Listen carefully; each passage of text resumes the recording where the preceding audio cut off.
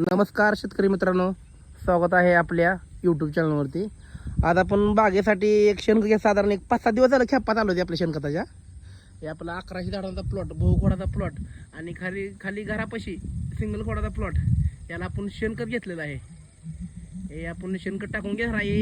एक साधारण अजून एक महिना लागेल, साधारण एक महिना ते 20 ते 25 दिवस लागेल. एक साधारण एक 12 खेपाने घेतले आपण, 12 खेपा. ह्याच्यात माझ्या हिशोबाने एक 2000 कॅरेट निघतील. 1800 ते 2000 कॅरेट निघतील. हे आपण बागाला टाकून घेणार आहे. साधारण रेस्ट पिरियडमध्ये साधारण एक ते बाग धरायच्या 3 महिने हे काम चालू करणार आहे आपण शेणखताचं टाकायला. आणि इथून पुढे आपण सगळे व्हिडिओ बाग धरल्यानंतर आणि रेस्ट पिरियडचे सगळ्या फवारण्या आपण व्हिडिओच्या माध्यमातून सांगणार आहे. आणि आपण एक साधारण डाळिंब क्षेत्रात साधारण 18 ते 20 वर्ष झालं काम करतोय आपण. मी करत नाही, वडील करत होते आधी.